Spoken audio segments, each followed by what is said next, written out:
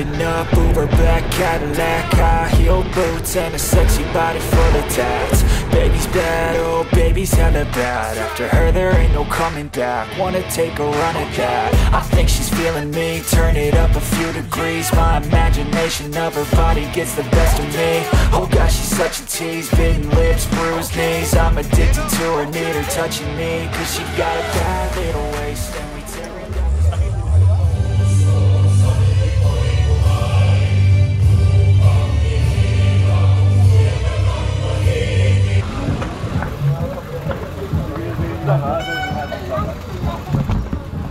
Good luck, everybody! Have a safe race! Yeah, jump! And we're off. This is the 40 to 49 category, 100 kilometers Gravelton gravel race. The race schedule is on time. 6 AM, pinakawalan na yung 50 to 59, pagkatapos yung 30 to 39, tapos kami na nga yung 40 to 49. After naman namin yung mountain bike 100 kilometers category, tapos yun namang mga 60 kilometers by age category din. Very organized yung start, tapos merong neutral zone, at pagdating din naman sa first section ng gravel, doon na pawawalan yung karera. The race proper will start here.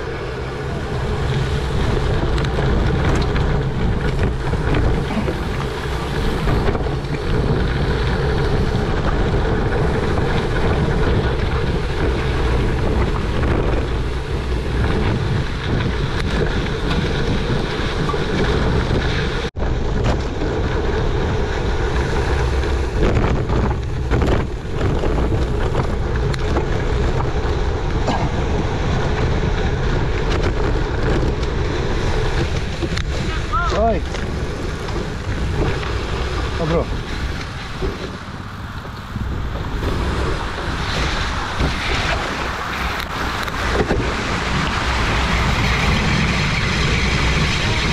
Hoy!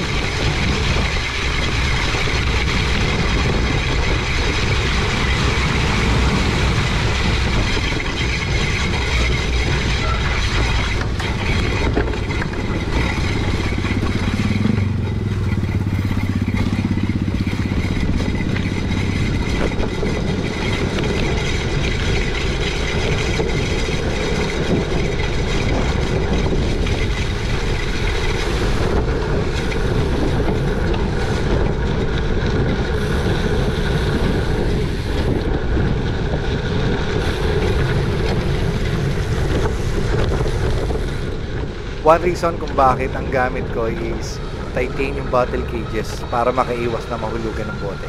I have seen many races na maraming nahuhulugan ng bote. Marami ng mga races like the Ultra Gravel, Grabbing Gravel, tapos yung PCF Gravel Race. Lagi ako nakakita nahuhulugan ng bote.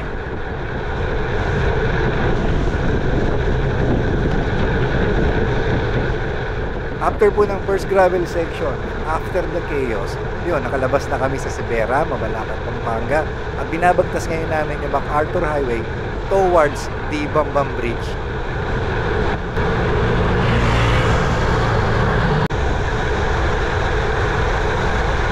Ingat bro, ingat.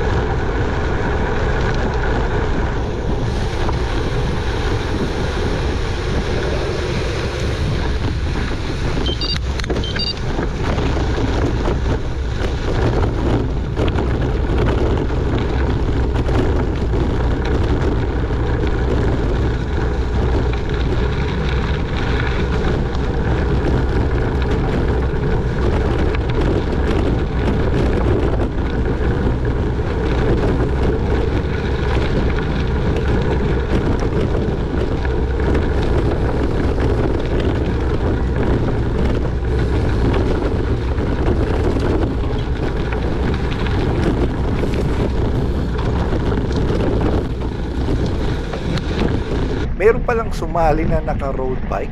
Hindi ko alam, inulit-ulit ko pa talaga yung video para ma-check ko nga. Pero meron sumaling naka-road bike. Ayos ha. Kamusta kaya siya? Paano siya nakatapos? Anong placing niya? Comment naman kayo mga kapadya ko. Dito sa part na to, alam ko yung mga heavy hitters dun sa aming age category, yung mga magpipwesto, yung mga magti-champion, alam namin na naka-breakaway na sila. So, ang gagawin namin, we will form a group. Bali, dito, yung makikita mo, yung mga nakakasama mo rin sa iba't ibang mga races, makaka-form kayo ng group, kayo yung magsasama-sama. Para at least makatipid ng lakas at saka makahabol maski pa paano. Siyempre, alam naman natin, this is a 100 kilometers gravel race. Siyempre, you have to play smart. Hahanap ka ng mga fitness level mo, tatry mong mag-hold ng wheel, tatry mong kumapit.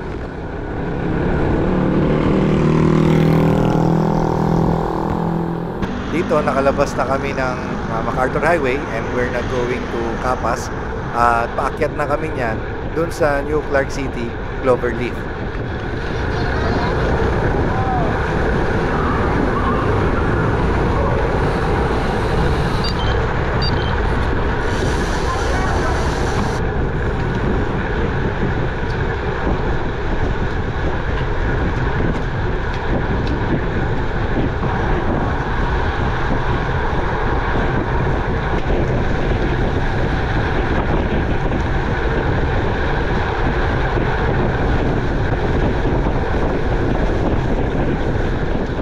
Dito may mga part, may konting lusong, pero mostly false flat yan, mayroong mga ahon. So kailangan makakapit ka dun sa mga nauuna. Pero syempre, kailangan mag-share ka rin ng lakas mo. Don't be an asshole, dapat tumulong ka rin para makahabol kayo.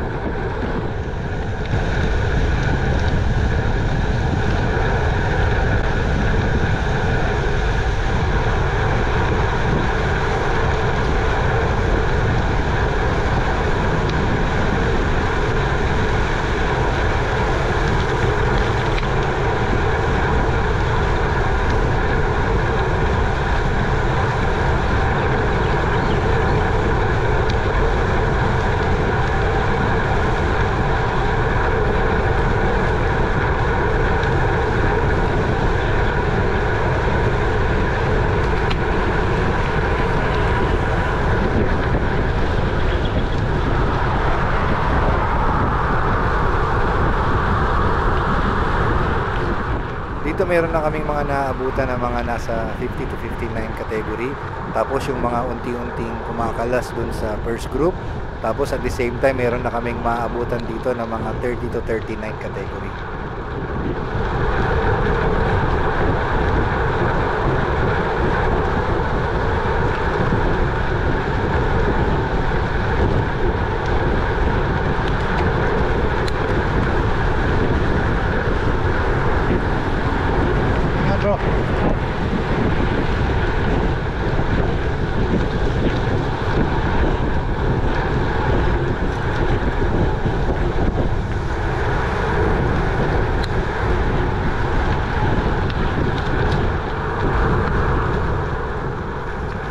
Nasa 28 to 29 kilometers pa lang kami dito, pero grabe na yung nararamdaman ko. Pero buti na lang, medyo magsasubside yan ng konti, magre-recover yan pagdating namin dun sa taas nitong part na to.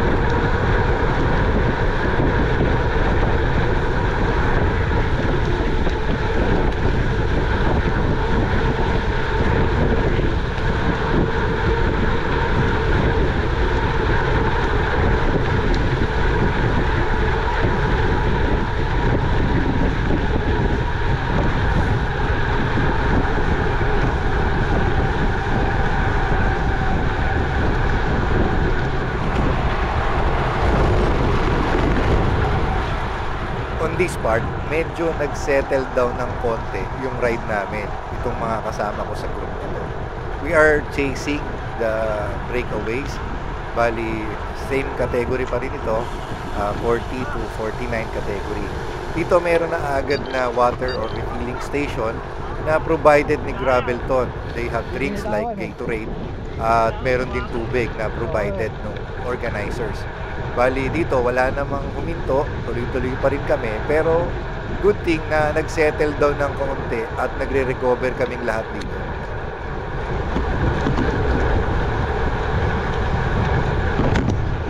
Ine-expect ko na paglabas namin ng NCC, pagpasok ng San Jose Road, may konting ahon, sigurado ako na bibilis uli ang pacing.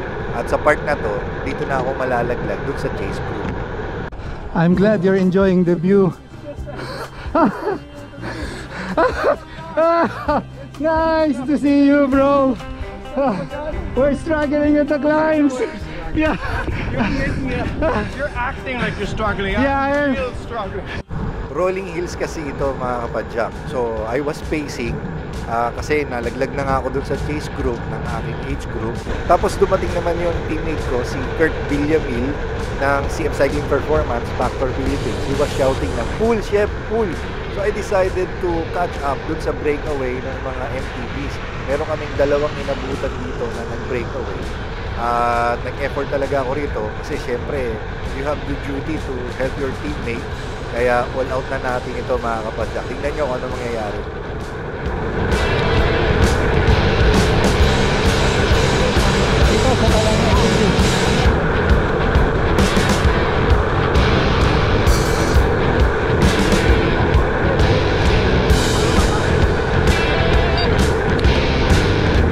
Wala ako ng Facebook na anin.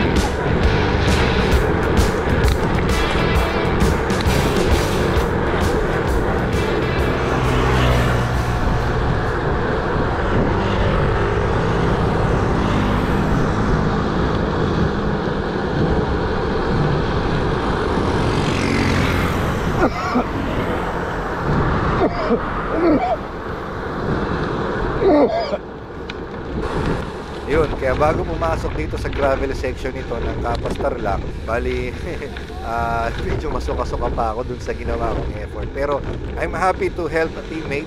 At ayun nga, buti na lang medyo pababa ito kaya nagre-recover din ako. Magandang bagay din yung dating ni Kurt kasi nakatulong sa akin yun. Parang it's a wake-up call. Teka muna, you don't have to settle. This is a race. So yun, habol tayo mga kapadyak. Alam nyo, a week before, binabantayan talaga namin yung weather kasi paiba-iba yung condition nung ruta na to, depende sa weather. It's a good thing nakisama yung panahon. It's a bit compact kasi may mga part dito na loose. Tapos, mayroong mga puddles pero okay lang kasi hindi naman lahat basa. Tsaka yung part na to, after ng section na to, merong kaming madadaanan na nung niruruta namin, sobra talaga niyang putik at malalalim pa yung tubig.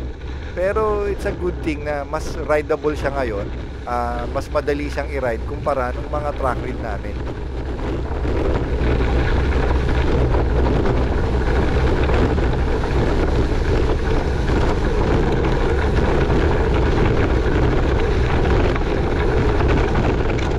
Shoutout kay Geno sa gumawa ng ruta na to. Tapos shoutout sa Gravelton Philippines kasi they provided a schedule for track rides. Tapos they provided the map, the GPX file, and from time to time ina-update ni Gravelton PH yung kanilang Facebook page if there's changes dun sa mapa para ma-update yung mga riders. This is the gravel section na sinasabi ko na nung niruruta namin ni Kurt, sobrang putik dito at saka sobrang taas ng tubig. Halos lumubog nga yung bottom bracket namin. Pero ngayon, okay lang siya. Hindi siya masyadong matubig at hindi rin siya masyadong maputik.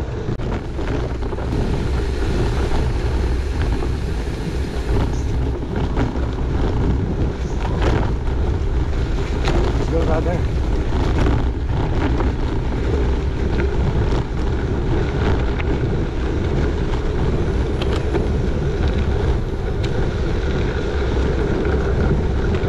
Ito, ang ganda rin ng off-road section na to mga kapadyak, lalo na maraming puno at very scenic din. Ito po yung mga farmland dun sa may Kapas Tarlac.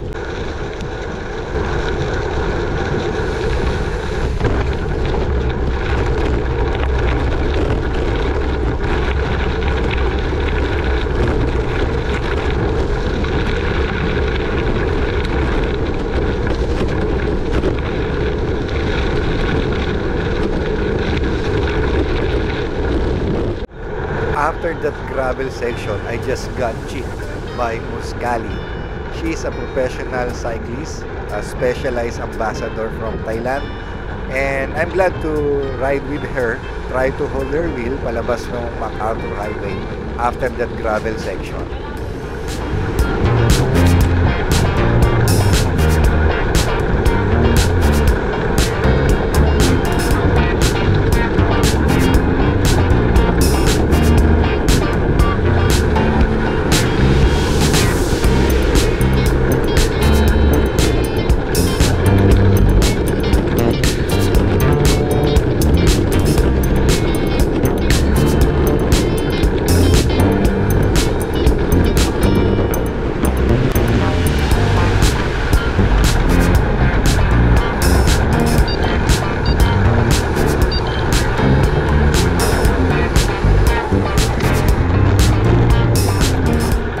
Paglabas ng MacArthur Highway, bago pumasok ulit dun sa next gravel section at 50-kilometer mark, meron uling hydration or fueling station.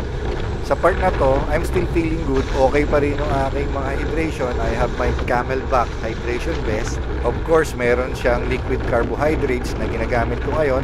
Tapos, syempre, meron pa akong mga gels. With regards sa nutrition, fueling, okay pa ako eh. Kaya, diretso lang tayo sa part na to.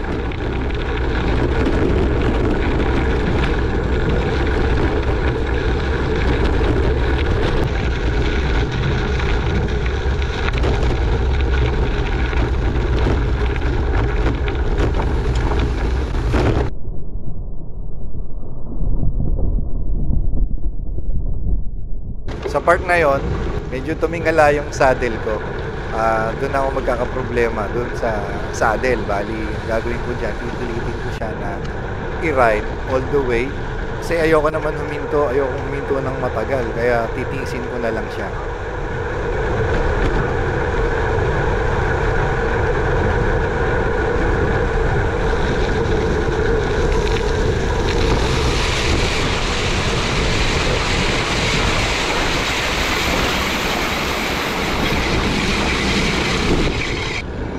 Dito, ginagapang ko na lang talaga yung mga ahon eh. Meron pa akong iniisip na ahon dyan, yung pabalik ng Clark, yung Orange Bridge, no?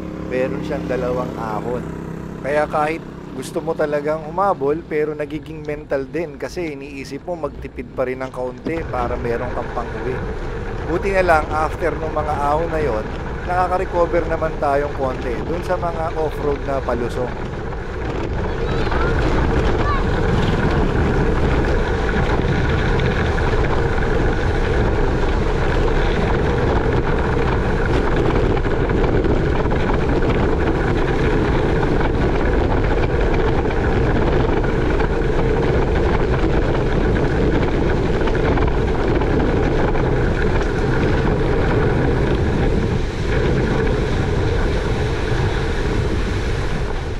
Bali dito, medyo masakit na talaga yung aking puwet. Kasi tumitingala pa rin talaga yung saddle ko, lalo na pagka masyadong malubak. Kaya mapipilitan din akong huminto. Shoutout nga pala kay Sir Benedict Velasquez. No? Good to see you, bro. He passes me by habang nag-aayos ako ng saddle. With regards sa aking hydration, with regards sa aking nutrition, okay pa rin ako. I still have some gels. Bali, I just consume 4 gels na dyan sa ride na yan. Tapos, I still have 1 water bottle. Tapos, mayroon pang laman ng hydration pack ko. Napakahalaga talaga ng nutrition tsaka hydration eh. Actually, isa sa mahalaga rin na dapat alam mong i-pace ang sarili mo. Dapat alam mo yung makapag-decide ka kung ano ba talaga ang gagawin ko. Kung alam ko lang din mga kapadyak na susuko din ako at aayusin ko rin yung saddle ko. Sana pala nung tumingala siya, huminto na ako, inayos ko na agad.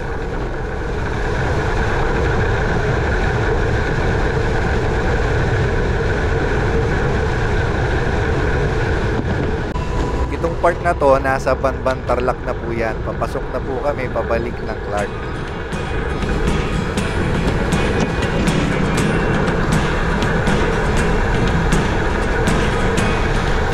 Orange Bridge, huling ahon na.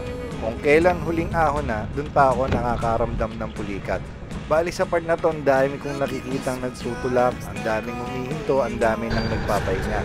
Hindi ko na lang nakunan sa video. Siguro pagod na rin talaga kasi mahaba din yung karera. Kaya dito naisipan ko, sa last part na to, meron pa rin hydration station provided ng Gravelton. Yun, I decided to grab Gatorade para maiba naman yung malasahan ko kasi nakakasawa na rin na yung natune din yung nalalasahan ng fueling. You have your gels, you have your maple syrup, water and salt. Bali, nakakasawa na.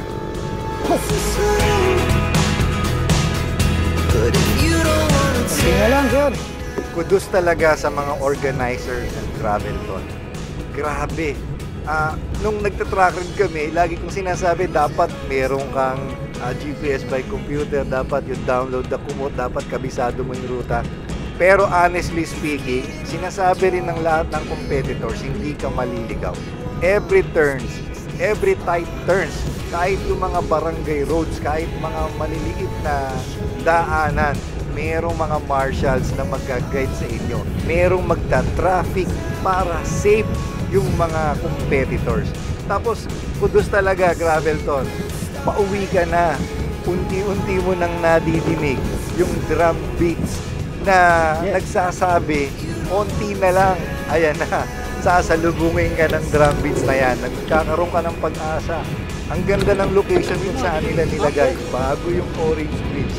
Dinig na dinig mo sa distance na papasok ka na uli ng Clark.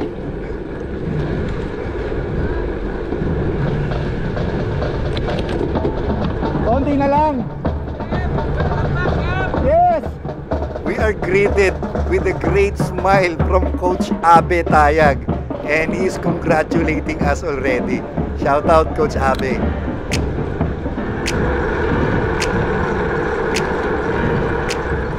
Akala mo tapos ka na, no, dun sa ahon na yon. Yung Fontana, actually, di naman siya talaga ahon eh. Ahon siya ng konti. We can say it falls flat. Pero dahil sa haba ng race, marami kang makikita na nagtutulak. They are struggling kasi dahil sa pulikat. Alam ko kasi konting tiis na lang naman yun eh. After naman ng Fontana, ito namang The Heights, pababa na po ito eh. Tapos konting-konting riser na lang, and then you'll be back at the finish line.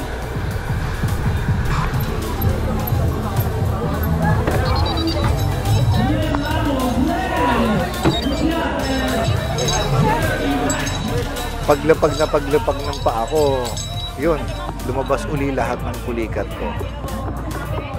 Gravelton grabe alaga ng mga kasali. Lahat ng mga competitors na dumanas ng pulikat, gaya ni Leonard, yan, teammate ko yan. Bali yun, no? Merong mga medical team na will help you para makarecover ka. Yun, meron pa silang ice pack para dun sa mga pinupulikat. Yan, shout out Gravelton, Philippines. At the finish line, you have more drinks and more food. Pwede kang kumain, merong nakahandang pagkain. Good to see you po. Kamusta po? Christopher Ray Marasigan. Say hi to the vlog. Say hi. Congratulations. Sir Mark, congratulations from Canada. Kaya ba sir, wala akong lagayan. Hindi, okay lang. Yan doon yung sasakyan. Bitbitin natin tong pit bar. Congratulations po. Okay. Pwede na. Congratulations. Tirahin ko na to para makarecover. Laspag eh. Sir, ano? Congratulations to all participants ng Gravelton. Siyempre, congratulations sa mga organizer. It was a successful event. Napakaganda po ng event. Punta lang ako sa venue. Punta tayo sa awarding kahit wala tayong award.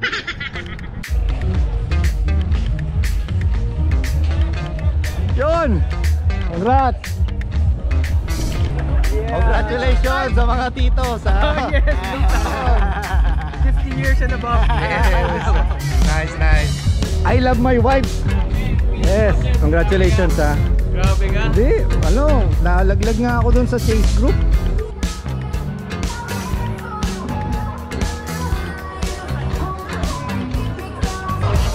Knee pads for if you guys left your knee pads. Nanalo ba ako sa raffle oh? From Seattle.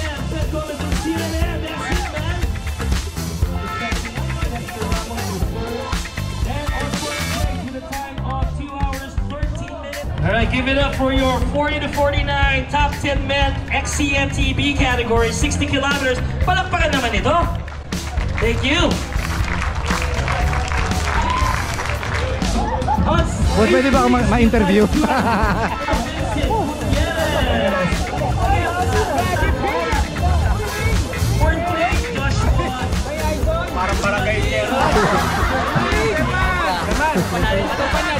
Master, congrats ha! Congrats ha!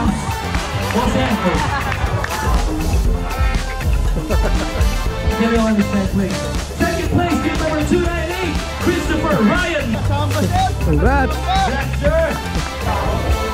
These are the Gravelton 10, top 10 Gravelton 60K finisher, men's 40 to 49 gravel bike finishers. Here at Gravelton Park, Christoph Bastille. Bongi! Congrats! Hey Elvis! Congrats! Okay, here we go. Give it up for the top 10. 30 to 39, 60 kilometer, right? Yes. Nasa 100 kilometers na tayo. Isang oras na lang. Storbo ba? O, bilisin mo ba? Hindi naman narinig, boss. Masimple yun ah! Masimple yun ah! 6 place with a time of, yes. With a time of 4 hours, 56 minutes. Bib number 193, Yuri Canio. Veteran eh, veteran na tanong yun. Okay lang yun. Veteran question.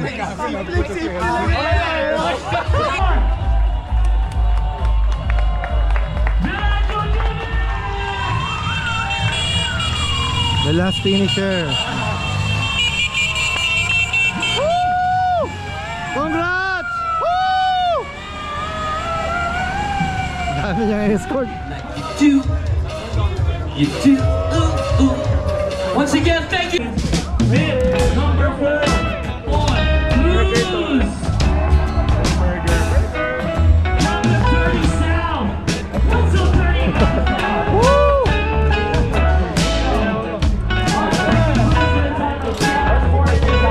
Congrats, idol.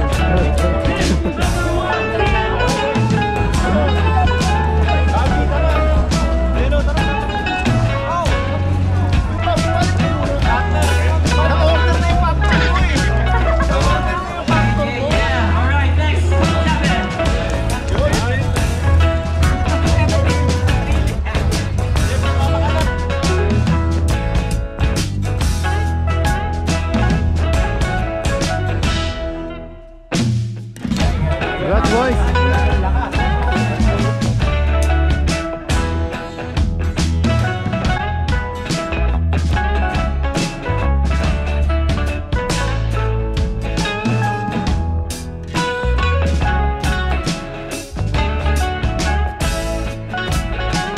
This is one of the best gravel race na nasalihan ko. Actually, this is one of the best na cycling event na nasalihan ko. The Gravelton Philippines set the bar so high. Shoutout po kay Sir Richie ng Specialized Philippines, and of course shoutout Sir Jumbo Tayag and Abi Tayag of Cycles and Brew. Maraming salamat po sa lahat ng mga sumuporta sa Gravelton Gravel Race. Shoutout po sa lahat ng mga sponsors. Shoutout po sa lahat ng bumubuo ng Gravelton Philippines, sa lahat ng competitors, sa lahat ng aking mga teammates, sa lahat ng aming mga followers and subscribers. Special thanks to Coach John Michael On of Team On Multisports. If you like this content, please give it a thumbs up. At kung hindi pa po kayo nakasubscribe, please do subscribe on my YouTube channel. See you at the next race. Ride safe, eat healthy. God bless you all. This is the Cycling Chef.